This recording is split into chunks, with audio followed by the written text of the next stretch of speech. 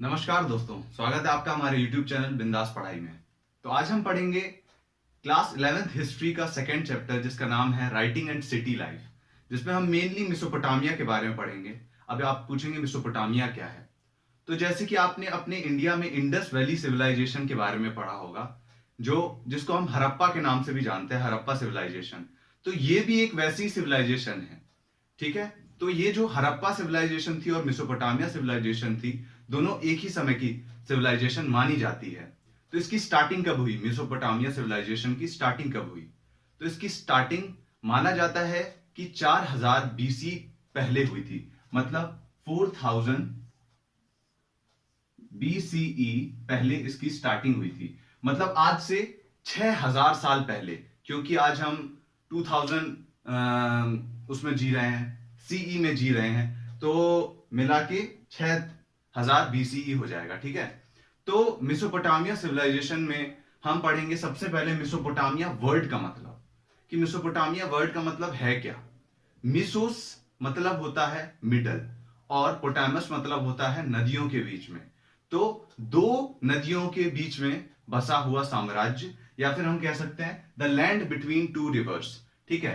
अब वो दो रिवर्स कौन सी थी, उनके बारे में पढ़ते हैं। तो वो दो रिवर जो थी जिनके बीच में मेसोपोटामियन सिविलाइजेशन बसा हुआ था, वो थी तिग्रिस एंड यूफ्रेट्स, ठीक है। तो मान लीजिए ये दो रिवर्स हैं, यहां से ऐसे ओरिजिनेट हो रही है, ये दो रिवर्स हैं, यहां से निकल रही है, ठीक है। और ये जो एरिया है पूरा, ये है मेसोपोटामियन सिविलाइजेशन का एरिया, ठीक है। यहां पे ये पूरा साम्राज्य बसा हुआ था, या फिर ये सिविलाइजेशन बसी हुई थी। ओके, तो अब हम पढ़ेंगे कि हम क्यों पढ़ रहे हैं इसके बारे में, मेसोपोटामियन सिविलाइजेशन के बारे में हम क्यों पढ़ रहे हैं इस चैप्टर में।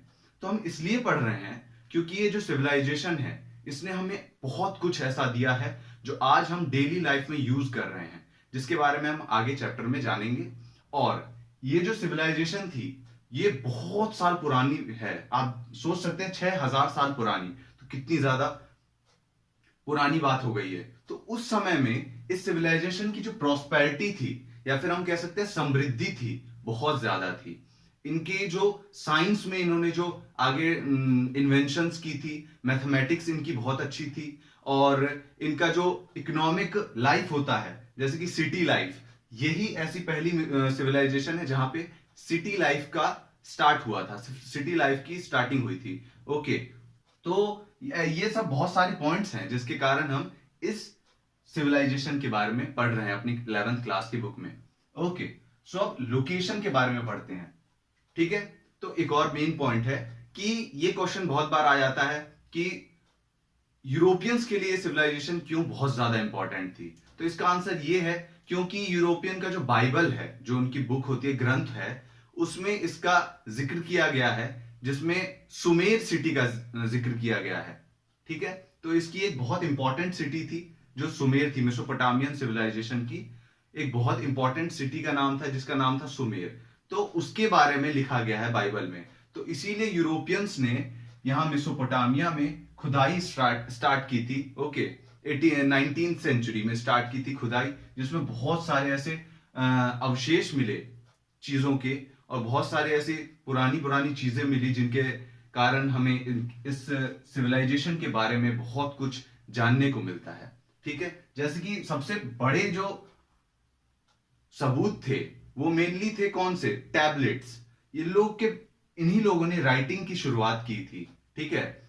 इन्हीं लोगों ने राइटिंग की शुरुआत की थी। तो राइटिंग की शुरुआत इन लोगों ने की, तो ये टैबलेट्स के ऊपर लिखा करते थे। तो लाखों करोड़ों की संख्या में टैबलेट्स हमें मिले हैं मेसोपोटामिया सिविलाइजेशन में से, जिसके कारण हमें इनके बारे में बहुत कुछ पता चलता है।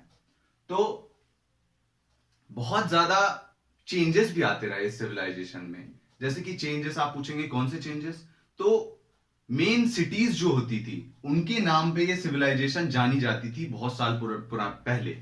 जैसे कि एक टाइम था जब सुमेर सिटी बहुत ज्यादा वेल डेवलप्ड थी। मेसोपोटामिया सिविलाइजेशन में सुमेर सिटी जो थी वो बहुत आगे बढ़ चुकी थी, ठीक है। तो ये उस समय में, जैसे कि आज से 2000 साल पहले या फिर 3000 साल पहले, 2000 बीसीई में ये जो पूरा सिविलाइजेशन था 2000 बीसीई में, वो किसके नाम पे जाना जाता था? सुमेर सिटी के नाम पे। लेकिन इसी टाइम के बाद 2000 साल 2000 बीसी से पहले सुमेर सिटी के नाम पे जाना जाता था। लेकिन 2000 बीसी के बाद क्या हुआ कि एक नई जो सिटी थी उसका इन्फ्लुएंस ज्यादा बढ़ गया, ठीक है।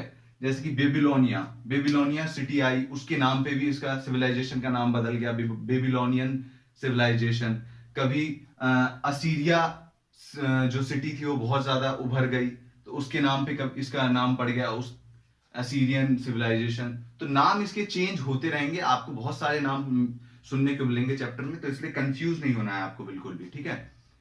तो अब इसके लोकेशन के बारे में हम देखेंगे कि ये जो मेसोपोटामिया सिविलाइजेशन था वो आज हम देखें, आज प्रेजेंट में कौन सी जगह पे है। मान लीजिए तो ये जो इराक जो आपने कंट्री है उसका नाम सुना होगा, तो ये इराक जो पूरा है अभी का, वो पूरा मेसोपोटामिया ही है। मान लीजिए ये जो मेसोपोटामिया था वो इराक, आज का जो प्रेजेंट डे का इराक है, वहीं पे ये मेसोपोटामियन सिविलाइजेशन बसी हुई थी, ठीक है।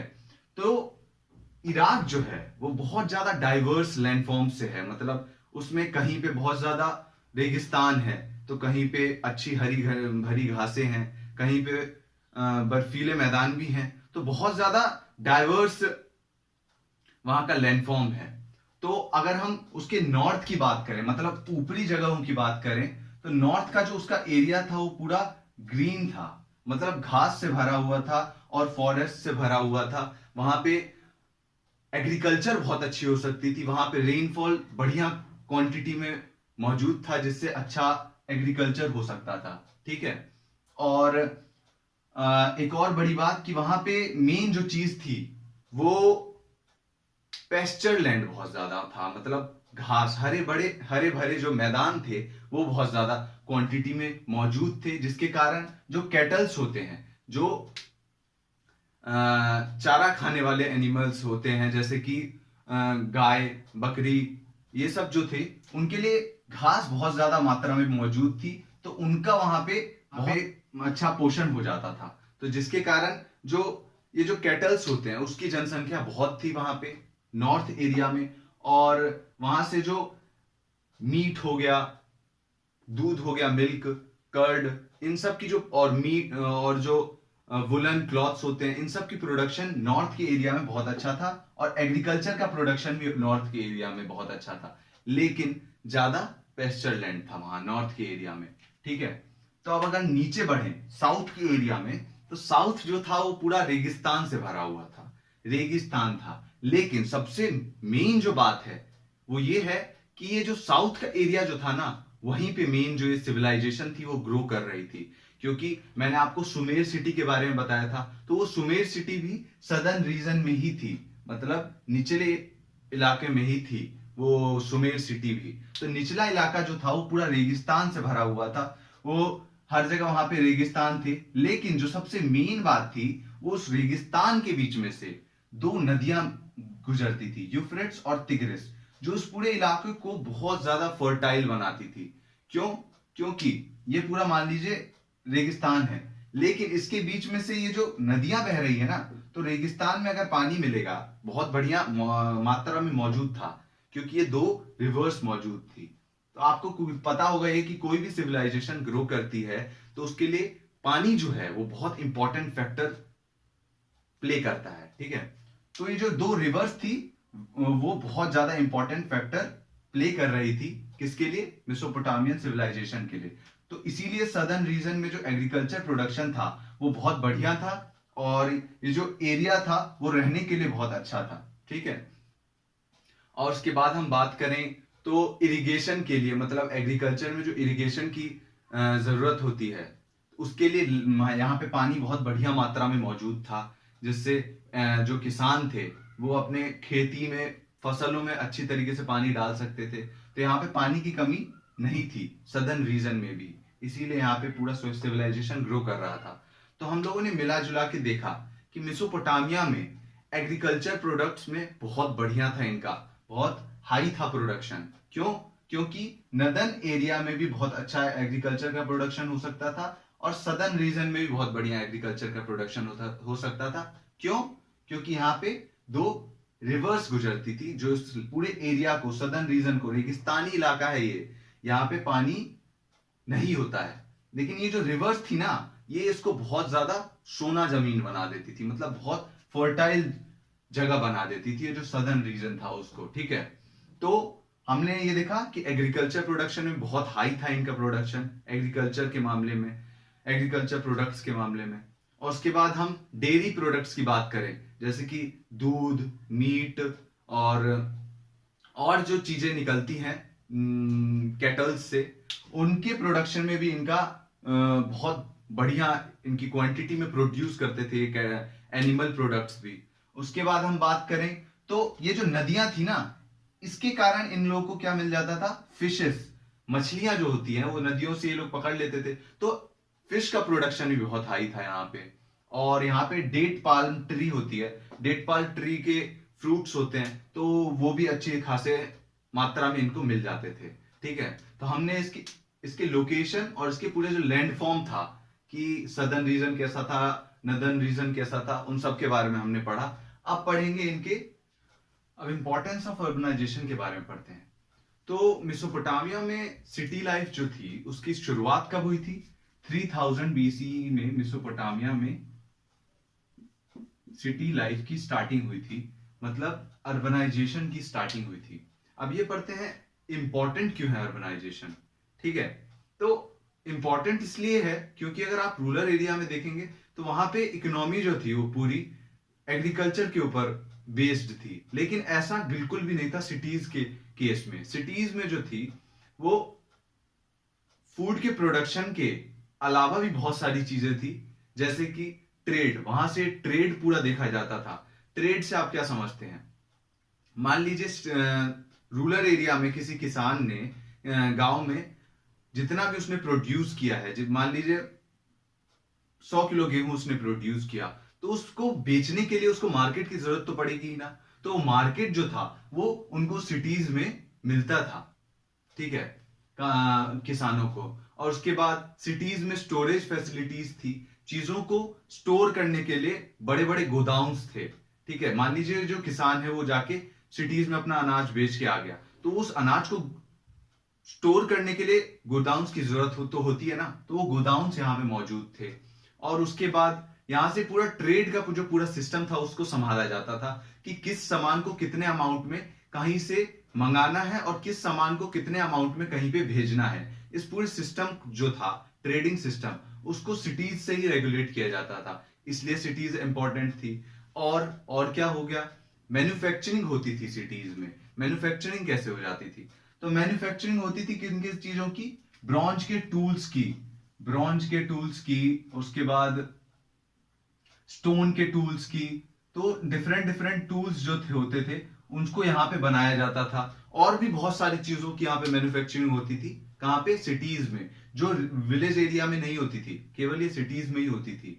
अब एक इंपॉर्टेंट फीचर क्या था सिटीज का, कि यहाँ पे डिवीजन ऑफ लेबर था, ठीक है, सबका अपना अपना काम है। मान लीजिए कोई ब्रॉन्ज का टूल्स बनाता है, तो उसका केवल यही काम है कि वो ब्रॉन्ज का टूल्स ही बनाएगा। उसका ये काम नहीं कि वो जाके ब्रॉन्ज ढूंढे कि मैं जमीन के अंदर से ब्रॉन्ज खोज के आऊं और उसके बाद उससे टूल्स बनाऊं। इसको कोई ना कोई सप्लाई करेगा वो ब्रॉन्ज, और ये फिर केवल इसका ये काम ये है कि ये ब्रॉन्ज के टूल्स बनाए। अब ब्रॉन्ज को जमीन में से निकालने का काम किसी और का है, ठीक है। तो यहाँ पे डिवीजन ऑफ लेबर था सिटीज में, जो कि रूरल एरियाज में नहीं था। उसके बाद क्या था कि लोग जो थे वो सिटीज में रहना ज्यादा पसंद करते थे as compare to rural areas, क्योंकि यहाँ पे एम्प्लॉयमेंट के ज्यादा साधन थे, क्योंकि यहाँ पे डिफरेंट काइंड्स ऑफ सर्विसेज मौजूद थी। जैसे कि मैंने आपको बताया ब्रॉन्ज के टूल्स बनाने वाले, तो ये भी तो कोई सर्विस प्रोवाइड कर रहा है ना। तो लेकिन विलेज में क्या था? विलेज में केवल किसानी होती थी, खेती होती थी, एग्रीकल्चर का, अनाज का प्रोडक्शन होता था, बस यही होता था विलेज एरियाज में। लेकिन सिटीज में नए नए स्कोप मिल रहे थे लोगों को, नई नई चीजों के बारे में जानने को मिल रहा था, तो सिटीज इसलिए भी इंपॉर्टेंट थी। और उसके बाद सिटीज का एक इंपॉर्टेंट फीचर क्या था कि वहां पे सेल्फ सफिशिएंट भी थे लोग, क्योंकि वहां पे हर एक चीज मौजूद थी सिटीज में as compare to village areas. हर एक चीज मौजूद थी। वो तो आज भी आप इमेजिन कर सकते हैं, आप रूरल एरियाज में जाते हैं तो वहां पे बहुत सारी चीजें नहीं मौजूद होती है जो कि आपको अर्बन एरियाज में मिल सकती हैं। तो वो आज के भी आप सिचुएशन से आप उसको कंपेयर कर सकते हैं, ठीक है। और यहाँ पे जो था वो एक जो है वो दूसरे के ऊपर डिपेंडेंट है, ठीक है, डिपेंडेंसी यहाँ पे मौजूद थी, क्योंकि आपने ये ब्रॉन्ज के लेबर को देखा कि ये ब्रॉन्ज बनाता है तो ये इसके ऊपर डिपेंडेंट है, जो इसको ब्रॉन्ज की सप्लाई देगा, जो ब्रॉन्ज जमीन में से खोदता है वो उसके ऊपर डिपेंडेंट है। तो यहाँ पे एक आदमी जो था वो दूसरे के ऊपर डिपेंडेंट था, ठीक है। तो उसके बाद ये जो पूरा ट्रेडिंग सिस्टम था, ठीक है, जो यहाँ पे हो रहा था मेसोपोटामिया की सिटीज में, इसको रेगुलेट करने के लिए एक ऑर्गेनाइजेशन की भी तो जरूरत है ना, कि किसको कितनी मात्रा में किसी चीज को मंगाना है, या किसी चीज को कितनी मात्रा में भेजना है सिटीज से बाहर, उसको पूरा उस सिस्टम को संभालने के लिए एक ऑर्गेनाइजेशन की जरूरत तो होगी ना। तो वहां पे उस टाइम पे ऑर्गेनाइजेशन मौजूद भी थी, ठीक है। तो ये जो थे वो रूल्स पास करते थे और उसके अकॉर्डिंग बाकी के लोग, पूरा जो मार्केट था वो, या फिर पूरी जो सिटी थी वो काम करती थी। ये पूरा स्टोरेज सिस्टम को संभालते थे, ये पूरा ट्रेडिंग सिस्टम को संभालते थे, ये पूरा मैन्युफैक्चरिंग सिस्टम को संभालते थे। ये इसको बोलते थे कि आप इसको जो ब्रॉन्ज के टूल्स बना रहा है उसको जल्दी से जल्दी सामान भिजवाओ। तो ये पूरा जो काम था वो ये ऑर्गेनाइजेशन संभालता था, ठीक है। उसके बाद एक एग्जाम्पल आपको दिया हुआ है बुक में, वारखा हेड। तो वारखा हेड से आप क्या समझ रहे हैं, उसमें देखिए, अगर आप उसके बारे में पढ़ेंगे ढंग से तो आपको ये पता चलेगा कि उसमें बहुत प्रीशियस स्टोन्स का यूज किया गया है, जैसे कि लेपिस लजूली हो गया या फिर बिटुमिनस हो गया। तो ये सब बहुत ज्यादा प्रीशियस स्टोन्स हैं जो मेसोपोटामिया में मौजूद नहीं थे उस समय में, क्योंकि मेसोपोटामिया में प्रीशियस स्टोन्स की या फिर ब्रॉन्ज की, कॉपर की, इन सब की बहुत ज्यादा डेफिशिएंसी थी, बहुत ज्यादा कमी थी। तो ये जो मेसोपोटामिया था वो इन सब चीजों का इंपोर्ट करता था बाहरी देशों से, इन सब चीजों को मंगाता था, इन सब चीजों का इंपोर्ट करता था। तो ये जो वारखा हेड है उससे आपको ये पता चल रहा है कि उस टाइम का ट्रेडिंग सिस्टम कितना अच्छा रहा होगा, क्योंकि इसमें जिन चीजों का यूज किया गया है वो बाहर बाहर कंट्रीज से मंगाई गई है। तो वारखा हेड में बस इतना ही था, और इस वीडियो में बस इतना ही। अब मिलेंगे अगली वीडियो में। अगर आपको ये वीडियो पसंद आई हो तो इसको लाइक कीजिए, शेयर कीजिए और हमारे चैनल को सब्सक्राइब कर दीजिएगा। Thank you.